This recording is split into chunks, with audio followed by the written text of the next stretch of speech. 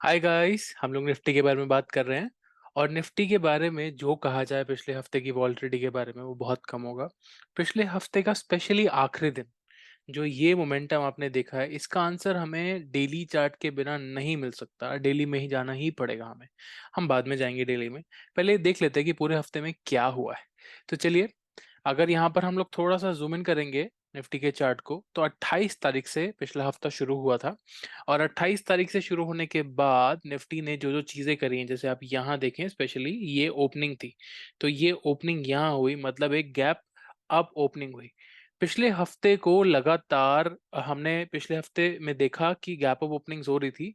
But आखिरी दिन पे जाकर के एक उल्टा हुआ था, गैप डाउन ओपनिंग हुई थी। इसके बारे में हमने पिछली वीडियो में विस्तार से चर्चा करी थी।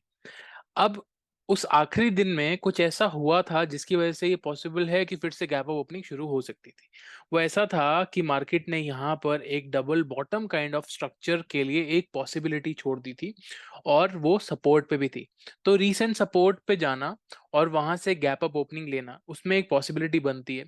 तो 28 तारीख को पूरा मार्केट ने एक डबल बॉटम का ब्रेकआउट यहाँ पर दिया, अगर आप देखो। और उसके बाद मार्केट नीचे गई टेस्ट करने के लिए, वहीं क्लोज कर दिया। तो ये सिर्फ 28 तारीख थी। मतलब 28 तारीख को क्या हुआ एसेंशियली, कि एक डबल बॉटम बना, मतलब एक सपोर्ट पॉइंट पे एक डबल बॉटम खोला गया, ऐसा कुछ। और उसको एज इट इज छोड़ दिया गया। उसकी टेस्टिंग फेज में उसको छोड़ दिया गया। आपको पता होगा टेस्टिंग इस पूरे रीजन में कहीं पर भी हो सकती थी, क्योंकि ये पूरा बॉटम का, राइट बॉटम का एरिया था। अब इसके अगले दिन क्या होता है दोस्तों? इसके अगले दिन कुछ ऐसा स्ट्रक्चर बनता है कि मार्केट फिर से गैप अप खुलती है। और गैप अप इतना खुलती है कि जो ब्रेकआउट जहां तक हुआ था पिछले दिन, उससे भी ऊपर जाकर के मार्केट खुल जाती है। ठीक है। अच्छा, इस बात पे गौर जरूर करिएगा कि ये जो गैप अप हुआ है, इस गैप अप का जो ट्रेंड था वो भी एक ब्रेकआउट हुआ है यहाँ पर। तो ऐसा नहीं है, इससे पहले जितने भी गैप्स हमें देखने मिल रहे थे वो सारे मोस्ट लाइकली गैप्स के अंदर थे, एक्सेप्ट फॉर दिस डे। मतलब थर्सडे ऑफ लास्ट वीक को छोड़ दें तो बाकी सब ट्रेंड को ब्रेक कभी भी नहीं कर रहे थे। जितने भी गैप अप ओपनिंग थी, सब ट्रेंड के अंदर ही थे। इस हफ्ते में पहली बार मार्केट ने जो ब्रेकआउट दिया, गैप अप दिया, इससे पहले जो गैप अप दिया था वो तो विद इन ट्रेंड था। बट इस बार आउट ऑफ ट्रेंड हो गया। तो यहाँ पर ही मार्केट ने एक अंदाजा दे दिया कि शायद यहाँ पर एक ब्रेकआउट आ सकता है। तो मार्केट ने क्या किया, उसके बाद नीचे गई, वापस से उसी रीजन में टेस्टिंग किया और लगभग लगभग यहाँ पर इस गैप को पूरा ड्यूरिंग द डे फिल किया। और ऊपर आकर के फिर बंद हो गई। तो अब समझिए दोस्तों कि यहाँ पर एक नेकलाइन है। तो इस नेकलाइन को थोड़ा क्लियरली बना देता हूँ मैं। यहाँ से एक नेकलाइन जा रही है। आप देखिए उसके आसपास ही सारी कंसोलिडेशन हो रही है ना। तो ये सारी कंसोलिडेशन के बाद अंत में मार्केट यहीं जाकर के बंद हो जाती है। और उसके बाद जैसे ये बंद होता है, तो गिफ्ट निफ्टी में ये ट्रेडिंग स्टार्ट हो जाती है और एंड ऑफ द डे की। और एसएनपी भी उस टाइम पे ऊपर रहता है। इस वजह से मार्केट ग्लोबल फैक्टर्स को फॉलो करते हुए एक स्ट्रॉन्ग गैप अप ओपनिंग देती है। इतना ऊपर कि मार्केट नेक्स्ट रेजिस्टेंस से भी ऊपर जाकर के स्टे कर जाती है। अब गाइस, ऐसा होता है कि अगर रेजिस्टेंस के ऊपर कोई चीज चली जाए तो मार्केट टेस्टिंग के लिए वापस आती ही आती है। तो मार्केट को क्या समझ में आएगा इतना बड़ा गैप के बाद? मार्केट को ये थोड़ी समझ में आएगा कि अब क्या करें। मतलब आप सोचिए, आप अगर आप इस मूव में बैठे थे तो आप फील कर पा रहे होंगे। अगर आप नहीं बैठे थे तो आप थोड़ा सा इमेजिन करिए कि क्या यहाँ पर आप लॉन्ग ट्रेड लेंगे या शॉर्ट ट्रेड लेंगे इतनी गैप अप ओपनिंग के बाद, और उसके ऊपर रेजिस्टेंस के ऊपर। देखिए, एक बात तो ये हो सकती है कि रेजिस्टेंस से ऊपर सस्टेन कर रहा है। अगर बहुत स्ट्रांगली सस्टेन करेगा, मतलब स्ट्रांगली सस्टेन करना क्या होता है, यहाँ खुला है, नीचे जा रहा है और एकदम से वापस ऊपर आ रहा है, मतलब पार्टिसिपेशन काफी अच्छा, धीरे धीरे नीचे जा रहा है और एकदम से बहुत कोई ऊपर लेकर के आ जा रहा है, मतलब हायर हाइज बना रहा है। बट ऐसा कुछ था नहीं, मार्केट में कुछ जान नहीं थी। एक बार हाई बनाया, फिर उसके बाद लोअर हाई बनाया और रिसेंट लो तोड़ दिया, तो मार्केट में जान नहीं थी। तो बहुत इजी था यहाँ से इसका ब्रेक हो जाना, और ब्रेक होकर के कहाँ जाता, वो सीधा गैप फिल करने या फिर हमारे नेक्स्ट सपोर्ट पे। और वही हुआ, मार्केट सीधा नेक्स्ट सपोर्ट पे गई। अगर आप ध्यान से देखोगे, जैसे ये ब्रेकआउट हुआ अगले दिन 30 तारीख को, और मार्केट सीधा ब्रेकआउट के बाद यहाँ जाकर के इधर लैंड करके क्लोज कर गई। क्लोज कहाँ करी? रीसेंट सपोर्ट पे। तो ये रेजिस्टेंस से सपोर्ट तक का आपका सिलसिला जो है वो ऐसा इजी था कि यहाँ से एक बार में वो चीज नीचे चली गई और उसके बाद बस वहीं जाकर के क्लोज हो गई। इसके बाद नेक्स्ट अगले दिन क्या होता है? अगले दिन की ओपनिंग जो होती है वो ओपनिंग यहाँ होती है ऊपर अगेन। अगर आप देखोगे तो कंसिस्टेंटली गैप अप ओपनिंग हमें दिख रही है, 1 2 3 4, चौथे दिन भी गैप अप ओपनिंग। पिछले हफ्ते में भी पहले 4 दिन गैप अप ओपनिंग्स हुई थी। तो मार्केट एक तरीके से बार-बार ये अंदाजा लगा रही है कि वर्ल्ड मार्केट को देखते हुए ऊपर ही खुलना है, ऊपर ही खुलना है, मतलब ऊपर ही जाने की फिराक में है by the end of the day. इससे हम क्यूज ले सकते हैं। फिर क्या करती है मार्केट, यहाँ से टेस्ट करती है और यहाँ से नीचे जाकर के बैठ जाती है। आप देखिए, ये जो डबल बॉटम था, इसके टारगेट्स यहाँ पूरे हो जाते हैं, तो ये कंप्लीटेड है, ये एक्ट एज रेजिस्टेंस कर सकता है। और इसके बाद रीसेंट सपोर्ट हमारा ये है, तो मेजरली हमारे लिए ये सपोर्ट हो गया और ये रेजिस्टेंस हो गया। अब आखिरी दिन, जो हफ्ते का आखिरी दिन था, उस पूरे पहले 4 दिन के मूव्स को अगर आप इग्नोर करो, या मान लो कि एक वो ऐसा मूव था, ये हुआ, तो पूरा एक दिन के अंदर उसने पूरा इस सपोर्ट से लेकर के रेजिस्टेंस तक एक दिन में मार दिया। पूरा का पूरा मूव एक सिंगल डे में आ गया।